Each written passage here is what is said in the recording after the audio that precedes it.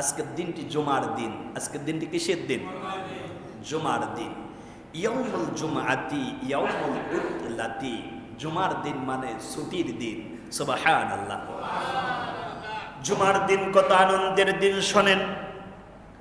আল্লাহর প্যারা হাবিব বিশ্ব মানবতার মহান বন্ধু সরকারে দো আলম নবীউল মুকাররম রাসূল আল আকরাম সাল্লাল্লাহু আলাইহি ওয়াসাল্লাম বিশ্ব মানবতার পরম বন্ধু কিয়ামতের ময়দানে আমাকে সুপারিশ করে জান্নাতে নেবার কান্ডারি আমার নবী। সেই নবীর জবানের বাণী, নবীর জবানের বাণী, এর মধ্যে কোনো সন্দেহ আছে? বিশ্বাস হয় কি? 99%, 100%। এইটার নাম ঈমান। সুবহানাল্লাহ পড়েন। আল্লাহর নবী বললেন, উম্মতিরা শোনো, খায়রু ইয়াউমিন তালাআত আলাইহি শামসু ইয়াউমুল জুমআ। সূর্য যখন উদিত হয় আর সূর্য যেদিন মিলান হয়ে যাবে, অর্থাৎ যেদিন কিয়ামত কায়েম হয়ে যাবে, ওই সূর্য যেদিন থেকে উদিত হয়েছে মিলান যাওয়ার আগ পর্যন্ত যতগুলো দিন আছে, এর ভিতরে সবচাইতে উত্তম দিন হলো জুমার দিন। আজকে কিসের দিন? শুক্রবার বলবেন না, শুক্রবার কথাটি নাজায়েজ, আমি সেই কথা বলবো না, কিন্তু জুমুয়ার দিন এইটা বলার কারণে সওয়াব হবে। কারণ জিম মিম জুমু আইনতা জুমুআ, এটা কোরআনের একটি কথা। এই কথা বলার সাথে সাথে আপনার আমলনামায় 40টা নেকি লেখা হয়। তাহলে কি বলবেন আজকের থেকে? জুমার দিন। আল্লাহু আকবার। ইসলাম আপনাকে কত সওয়াবের এক দারুণ সুসংবাদ দিয়েছে, কিন্তু আমরা নিতে চাই না। আমরা বানিয়েছি ফ্রাইডে, স্যাটারডে, সানডে। কিন্তু আপনি যদি বলে ফেলেন যে আজকে জুমার দিন, আপনি ফ্রাইডে সানডেটা বলেন, যখন আপনি দেশের বাহিরে যাবেন তখন আপনার ইংরেজিও লাগবে, আপনি সেখানে গিয়ে সেই কালচারে কথা বলেন। কিন্তু আজ বলবো, এই আজকে কিন্তু জুমার দিন, তোমার মনে আছে? কিন্তু না, এই কথা বলবো না, শুক্রবার এই কথা বলবো না। কারণ জুমুয়া বলার সাথে সাথে নেকি কয়টা? 40টা। আল্লাহ রাসূল বলেছেন, মান ক্বারা হারফাম মিনাল কুরআনিল কারীম ফালাহু আশরু হাসানাত।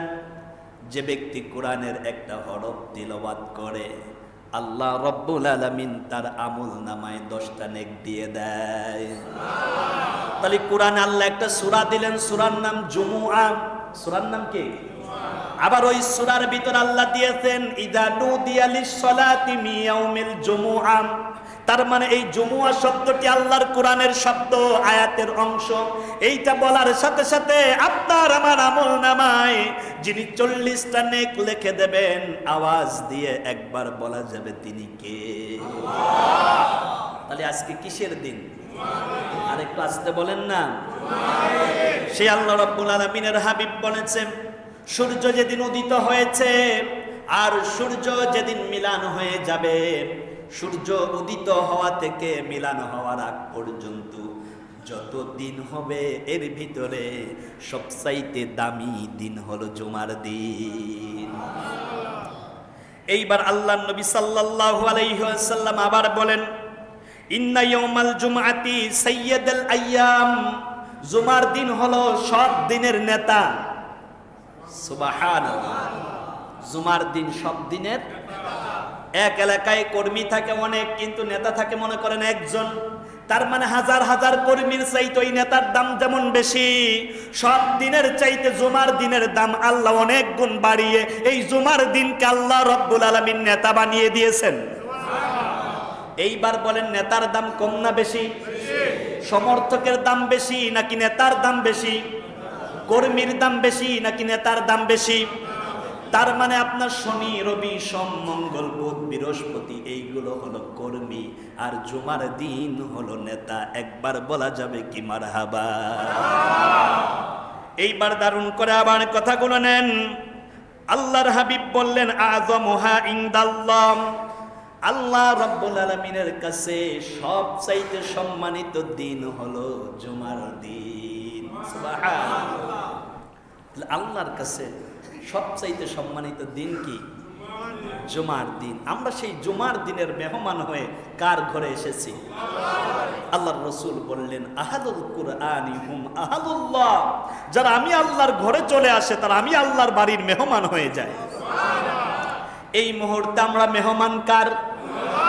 আজকের দিনের নাম কি? জুমার দিন। সবচাইতে দামি না কম দামি? সবচাইতে দামি। আজকে বার হলো জুমা বার, দিনটা সবচাইতে বেশি দামি। আল্লাহর ঘরে যারা আসছে আল্লাহ রাব্বুল আলামিন তাদেরকেও দামি মেহমান বানিয়ে দিয়েছেন। তার মানে এক জুমার দিনে কত ফজিলত, কত বর্ণাঢ্য সওয়াব একটু কল্পনা করে বাড়ি ফেরেন। আপনি যখন জুমার মসজিদে ঢুকে পড়েন, আপনার সাথে দাঁড়িয়ে থাকা ফেরেশতাগুলো দরজায় দাঁড়িয়ে আপনার জন্য আল্লাহর কাছে মাগফিরাত কামনা করে।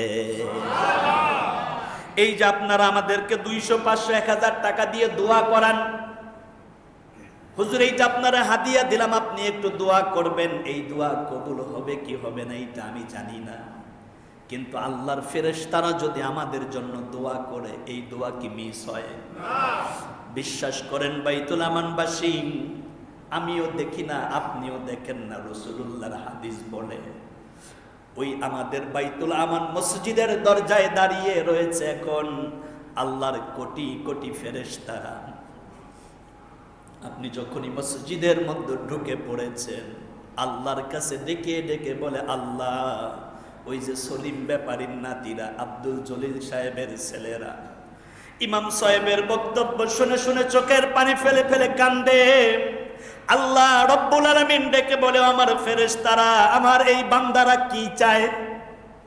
ফেরেশতারা ডেকে বলে, তোমার বান্দা জাহান্নাম থেকে মুক্তি চায়, নাজাত চায়, জান্নাত চায়। আল্লাহ বলে, ওরা কি জান্নাত দেখেছে, জাহান্নাম দেখেছে?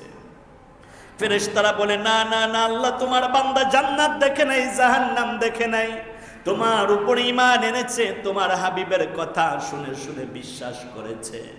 আল্লাহ রাব্বুল আলামিন বলে, আমার ফেরেশতারা সাক্ষী থেকো, উশহিদা, তোমরা সাক্ষী থাকো।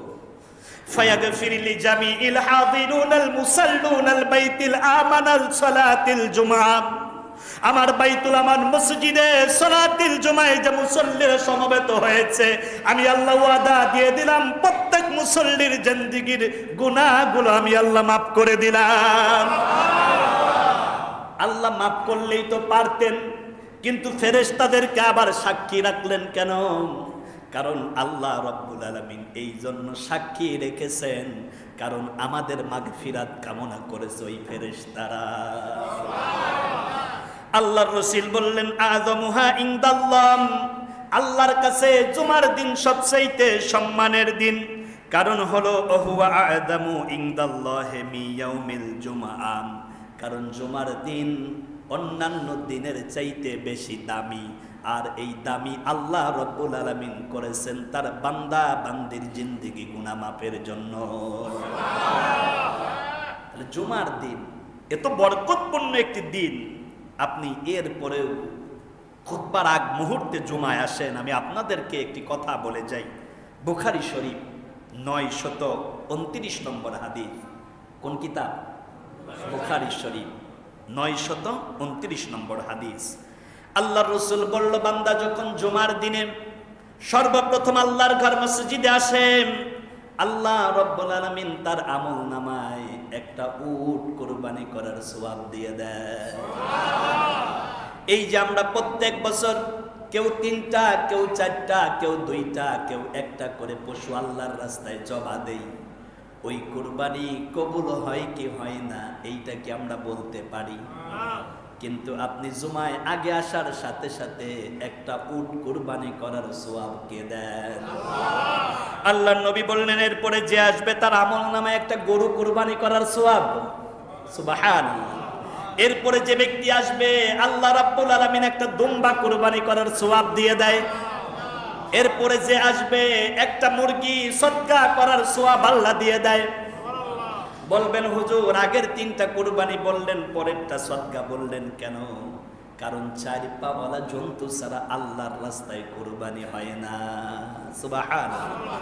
আমি আজকের থেকে আরো 20 বছর আগে, 15 বছর আগে দেখছি যে মা বোনেরা 20টা 22টা ডিম কি দেয় এটারে বাচ্চা ফোটানোর জন্য? ওমে বসায়। মা বোন আগেই নিয়ত করে, আল্লাহ আমার এই 22টা ডিম যদি ফুটে বাচ্চা বের হয়, 2টা তোমার ঘর মসজিদে দিতাম। এইগুলো আছে নাই? আগে ছিল। বাড়ির পাশে মা একটা লাউ গাছ লাগিয়েছে। এইবার বাড়ি গেলাম, গাছে অনেকগুলো ডাব হয়েছে। মাকে বললাম একটা ডাব খাবো। মা কয় বাজান রে তোর অনেক মহব্বত করি, কিন্তু মসজিদে দেওয়ার আগে ওইটা তোরে দিতাম না। চিন্তা করে। আমি বলি মা একটা ডাব তো 150 টাকায় কেনা লাগে? কয় 500 দিয়ে কিনে খাইবে, কিন্তু মসজিদে দেওয়ার আগে এই ডাব পারতামই না। দেখেন আমাদের আগের মা বোনদের অবস্থা আর বর্তমান মা বোনদের অবস্থা। লাউ গাছ লাগিয়েছে, আগেই নিয়ত করে আল্লাহ প্রথম যেই লাউটা হবে ওইটা তোমার ঘর মসজিদে দেব। আমি গত বছর হবিগঞ্জে একটা মাহফিলে গিয়েছিলাম, সুন্নি এলাকা। আমার সাথে কথাবার্তা বলার পরে বলল, হুজুর আপনি জুমার নামাজ পড়াবেন। বললাম ঠিক আছে। জুমার সময় একজন একটা গাছের পাকা পেঁপে এনেছে। কি পেঁপে? আমি পেঁপেটা হাতে নিয়ে বললাম, আমি আলেম মানুষ, সরকারি একটা দাম দিলাম 1000 টাকা। ওই পেঁপেটা বিক্রি হয়েছে 2200 টাকা। এই টাকাটা কোথায় গেছে? নাকি ইমাম সাহেবের পকেটে? তার মানে মা বোন যদি একটা লাউ দেয়, এই লাউটা আল্লাহর ঘরের লাউ হয়, এটা আপনার গাছের লাউ থাকে না। কারণ যেটা আল্লাহর ঘরে আসে সেটা কার লাউ হয়? তাহলে আল্লাহর ঘর থেকে একটা লাউ যদি বেশি দামে কেনেন, ওইটা আপনি বাড়িতে নিলেন বরকত, আর ওই যে টাকাটা বেশি দিলেন ওইটা আল্লাহর ঘরে দেওয়ার কারণে আপনি আল্লাহর মাকবুল হয়ে গেলেন। আমি বলেছিলাম বাইতুল আমান পঞ্চায়েতের মা বোন, আপনারা আপনাদের একটা অংশ আল্লাহর ঘরে দিতে পারেন, কিন্তু অত্যন্ত দুঃখের বিষয় হলো আমার মা আমার বোন 5000 টাকা দিয়ে তারা মেকআপ করে, এরপরে ফেসিয়াল করে কিংবা পার্লারে যায়। কিন্তু আপনার বাইতুল আমান পঞ্চায়েত ব্যবস্থায় দোতলার কাজ হচ্ছে। খাদিজার মতো, ফাতেমার মতো, আয়েশার মতো আপনি যদি এখানে 10,000 টাকা দিতে পারেন, আমি লিখে দিয়ে গেলাম, বলে গেলাম খতিব মানুষ, আলেম মানুষ, কিয়ামতের ময়দানে আয়েশা, ফাতেমা, খাদিজা রাদিয়াল্লাহু তাআলা আনহা আপনার ছাড়া জান্নাতে যাবে না।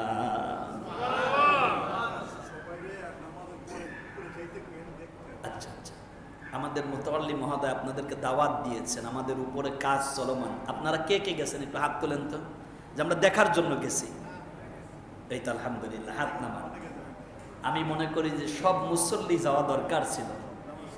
নামাজ শেষ করে আপনারা সবাই যাবেন, মুতাওয়াল্লি মহোদয় সহ যাব, আমিও যাব ইনশাআল্লাহ। বলেন কারণ আপনি অন্তত তো দেখতে পারেন। কারণ এটা কি মুতাওয়াল্লির মসজিদ, খতিব সাহেবের মসজিদ, আমাদের সভাপতির মসজিদ? এই মসজিদ কার? আল্লাহর ঘর। কিন্তু রক্ষণাবেক্ষণ করার দায়িত্ব আমার। কার? সকল মুসল্লিদের। আমাদের বলবেন না এই জন্য, কারণ আমাদের বললে মনে হয় এক রাজায় বলছে নতুন একটা দিঘি কাটছি, সবাই 1 ঘটি কইরা দুধ দিও। তা রাজাই চিন্তা করছে যে সবাই যদি 1 ঘটি করে দুধ দেয়, তা পুকুরে দুধ আর দুধ, আমি দুধের পানি দিয়ে গোসল করব। এখন সবাই চিন্তা করছে যে মুতাওয়াল্লি মহোদয় বড়লোক মানুষ, রাজা 1 ঘটি চাইছে, হে দিয়ে দেবে মনে করেন যে 3000 টন, বরং আমরা 1 ঘটি পানি দিলে কেউ বসবে না। এখন মনে করেন যে এই মুরব্বী এই চিন্তা করছে, এই মুরব্বী এই চিন্তা করছে। এখন দেখা গেছে যে সবাই 1 ঘটি করে পানি দিয়েছে, দুধ আর কেউ দেয় নাই। রাজা পরের দিন পুকুরের কাছে গিয়ে দেখে যে দুধের কোনো চিহ্ন নাই, শুধু পানি আর পানি। তা আপনাদের চিন্তা এমন, যদি মনে করেন যে আমাদের মসজিদ, চিন্তা করবেন মুতাওয়াল্লি দেবে, সভাপতি দেবে, হাজী ইসরাফিল সাহেব দেবে, অমুকে দেবে, ইমরাজ সাহেব দেবে, আমরা নাই একটু চুপই থাকি। কিন্তু দেখা যাবে যে শেষ বেলায় গিয়ে আপনারা এই চিন্তা করার কারণে যারা দেওয়ার তারা দিয়েই ফেলবে, আপনাদের নসিবে পানি ছাড়া আর কিছু ঘটবে না। কিন্তু মাঝে মাঝে দুধ দেওয়ার দরকার আছে না নাই? তার মানে এটা যদি বলি আমার মসজিদ, আমার মসজিদের কাজ হচ্ছে, তাহলে আপনি এখানে শরীক হবেন, আপনি এখানে পার্টিসিপেট করবেন, আপনার সামর্থ্যের জায়গা থেকে 1000 টাকা হলে আপনি আল্লাহর ঘরের এই কাজে শরীক হবেন। পারবেন? আল্লাহ কবুল করুন, যারা বলুন আমিন। আলহামদুলিল্লাহ, আমাদের জাহাঙ্গীর সাহেব, তার আব্বা হাজি মরহুম কালু সাহেব আমার মসজিদের নিয়মিত মুসল্লি ছিল। আমি 2 দিন 3 দিন পরে মাহফিল থেকে ফিরলে ওই দরজাতে দাঁড়িয়ে থাকতাম। আমার হাতটা জড়াইয়া ধরে বলতো, হুজুর আপনি না থাকলে ভালো লাগে না, হুজুর আপনি আসছেন কোনো কষ্ট হয় নাই তো? বিশ্বাস করেন, আমি একদিন বলছি আমার কচুর লতি খাইতে খুব ভালো লাগে। মুরব্বী মানুষ পানির ভিতরে নেমে কচুর লতি উঠাইয়া রান্না করে এটা আমারে দিয়ে গেছে। আমার কাছে মনে হয়েছে আমি ওই দিন কচুর লতি খাই নাই। এই মানুষটার কষ্টের দিকে বারে বারে তাকাচ্ছিলাম যে মুরব্বী মানুষ আলেমকে কত মায়া করেন। কিন্তু মারা যাওয়ার পরে তো কত মাহফিল থেকে আসলাম, 2 দিন 3 দিন পরে কেউ ওই দরজায় দাঁড়িয়ে বলে না যে হুজুর আপনি সারা ভালো লাগেন, আপনি আসছেন। ভিন্নভাবে অনেকেই বলেন, কিন্তু আমি মরহুম কালু হাজিকে খুব দারুণভাবে মিস করি। তার সন্তান আমাদের জাহাঙ্গীর সাহেব তার বাবার জন্য আল্লাহর ঘরে 10,000 টাকা দিয়েছেন, বলা যাবে মারহাবা? একবার বলেন আলহামদুলিল্লাহ। সন্তান যখন দান করেন বাবার কবর দেশে সোয়াব যেতেই থাকে। সদগায়ে জারিয়া আও ওয়ালাদিন সলিহি ইয়াদউলাম, নেক সন্তান ভালো কাজ করলে কবর দেশে বাবা মায়ের সোয়াব অবারিত হয়ে যায়। টাকা দিয়েছে কত হাজার, কিন্তু হয়তো আল্লাহ 10,000 টাকার বরকতে জাহাঙ্গীর সাহেবের আব্বা মরহুম কালু হাজির কবরটাকে জান্নাতের বাগান বানায়া দিতে পারেন। একবার বলা যাবে আল্লাহুম্মা আমিন। একদিন আমাকে একজন বলতেছেন যে হুজুর যারা টাকা দেয় তাদের ব্যাপারে এত বেশি অ্যাড্রেস করার কি দরকার? আমি বললাম ভাই দেখেন, এটা লৌকিকতার জন্য না, কারণ যিনি টাকা দেয় একটু আবেগ দিয়ে একটু ভালোবাসা দিয়ে তার জন্য যদি দোয়া করা যায় আর এই কথাগুলো যদি ফ্ল্যাশ করা যায়, তাহলে অন্য এক ভাই যদি অনুপ্রাণিত হয়ে যায়, তাহলে যেমন আল্লাহর ঘরের উপকার হবে, সে দানবীর হবে। আর আমার এই কথার কারণে অন্য ভাইয়েরা দান করার মাধ্যমে নিজের জীবনের গুনাহ মাপের একটু সুযোগ পেয়ে যাবে। হুজুর আপনি এই চিন্তা করে বলেন, এইটা তো আমি বুঝি না। তাহলে আপনি অন্যদেরকে একটু অ্যাপ্রিসিয়েট করে একটু আহলান সাহলান মারহাবান দিয়েই বলবেন, যাতে অন্তত মানুষের দানের কারণে আমাদের মসজিদটা আরো আধুনিকায়ন হয়। মারহাবা বলেন। দিন দিন আপনাদের মসজিদটা আরো আধুনিকায়ন হচ্ছে, সমৃদ্ধতার একটি শীর্ষে পৌঁছে যাচ্ছে। কারণ অলরেডি মসজিদটাকে সবাই কেন্দ্রীয় মসজিদ বলে। সুবহানাল্লাহ বলেন। মসজিদ আছে এলাকায় কয়টা? 6টা। আপনাদের এলাকায় 6টা, পানগায়ে ওইগুলো মিলে 10টা, কিন্তু কেন্দ্রীয় মসজিদ কোনটা? বাইতুল আমান। আপনাদের বাইতুল আমান তো এখন শুধু এই দক্ষিণ পানগার ভিতরে সীমাবদ্ধ নাই। গতকালকে রাতে আমাকে ফোন দিয়ে বললেন যে হুজুর চাপাই নবাবগঞ্জ থেকে বলতেছি, আপনি কি বাইতুল আমান কেন্দ্রীয় মসজিদের খতিব শায়েখ আবু বকর সিদ্দিকী? আচ্ছা আমার বাড়ি কোথায়? রাজবাড়ী। কিন্তু আগে বলছে কি আপনি কি বাইতুল আমানের খতিব? হুজুর 15-16 ডিসেম্বর আমাদের চাপাই নবাবগঞ্জে একটি মাহফিল, আপনি 2 দিন প্রধান বক্তা হিসেবে তাফসির করবেন, হাদিয়া কত দিতে হবে সেই কথা বলেন। আমি হাদিয়ার দিকে যাচ্ছি না, কিন্তু কথা বলছে কি আপনি কি বাইতুল আমানের খতিব? এই কথা বলে না, আপনি কি রাজবাড়ির হুজুর? বলছে কি বাইতুল আমানের খতিব। তার মানে এই যে আপনাদের খতিব সাহেব বাংলাদেশের বিভিন্ন জায়গাতে যায়, সেখানে কিন্তু বাইতুল আমানের নাম উজ্জ্বল হয়। মারহাবা বলেন। ঠিক আমি আলেম মানুষ, আপনাদের জন্য অন্তর থেকে দোয়া করব। যেহেতু একেবারেই মাহফিল সিজন কাছাকাছি, নভেম্বরের 2য় সপ্তাহ থেকেই ধারাবাহিকভাবে মাহফিল, আপনাদের সাথে একটু দেখা সাক্ষাৎ কম হবে।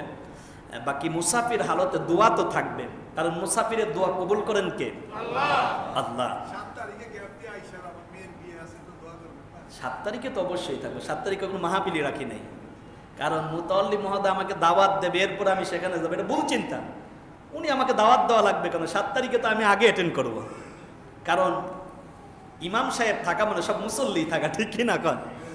তার মানে আপনারা যে থাকবেন না তা না। আলহামদুলিল্লাহ, আমাদের মুতাওয়াল্লি মহোদয় অনেক বড় মনের এবং মানের মানুষ।